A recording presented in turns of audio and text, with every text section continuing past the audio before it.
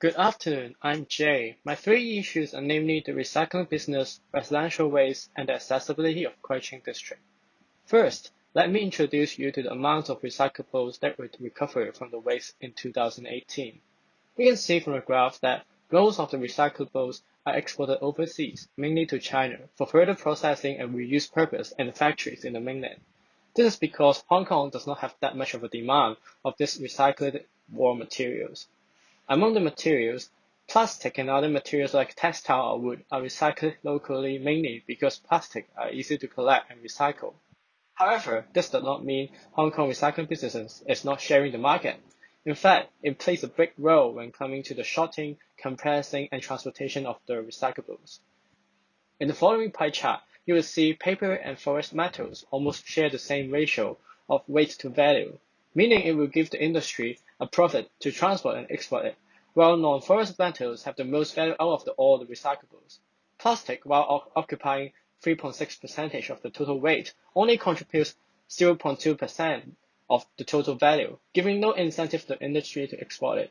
Instead, with the help from the government fund, most of the plastic will be recycled locally. Here is a list of recycling stations in Kuching District. And just as what I've analyzed, shops that recycle metals dominate the whole industry, followed by paper and plastic. In this map, I mapped out almost all the recycling stations in the district, and they all share one common thing, is that they're mostly located on the ground floor of industrial buildings, which will allow for easy loading and unloading of the recyclables. In this map, I'm marking the transportation route from Kwai Chung to the Jean Drinkers Bay Public Cargo Area, where these recyclables are loaded and unloaded. I will then talk about the illegal dumping problem, specifically the residential waste.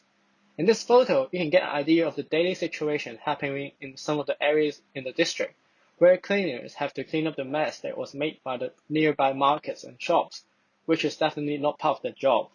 On a telephone conversation with the district councillor, she reflected that the residents actually file a lot of complaints, but none of that works, and this still happen in their daily lives.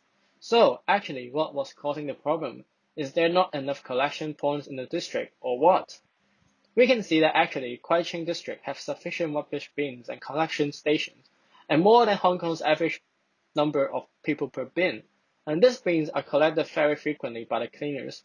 Some of the litter that go down on the streets are mostly stale foods and polystyrene boxes, sometimes old furniture and used the toilet sets in the industrial building when they are getting it renovated. So the problem is, why aren't these people who are illegal dumping punished or prosecuted? First, to understand how to prosecute illegal dumping, one common way I can think up with is with the help of citizens who are daily affected, right? However, according to the current system, even with the concrete video and picture evidence, these people who commit the crime cannot be prosecuted. The same happens when the drivers of these waste rubbish trucks come to the area and dump the rubbish. Even the acts of crime and faces are recorded by the specifically installed CCTV. They cannot be prosecuted too unless with a clear picture of the license plate. Another situation is to have the inspector to witness the crime, which is quite not sensible. No one will try to commit crimes in front of the inspectors. Even the punishment, once sentenced, is serious. There has not been too many cases of successful prosecution.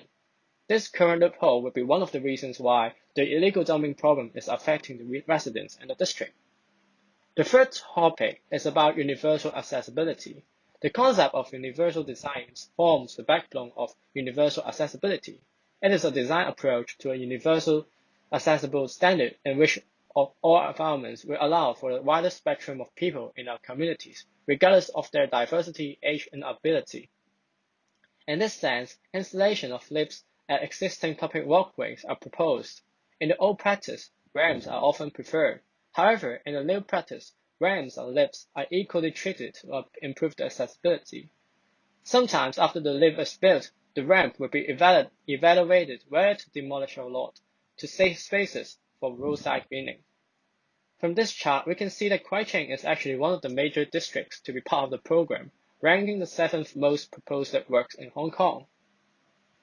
Here is an example of a construction work of a flyover across Kwaichung Road connecting Kwaifang Estate. You can see in the red circle a lift is built. From the plan, you can understand the situation easier.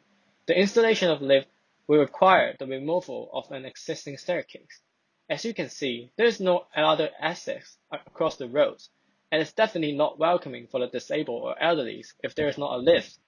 Installation of a lift or ramp would definitely upgrade the existing infrastructure and boost the accessibility of the flyover and improve the experience of the pedestrians. That's all. Thank you.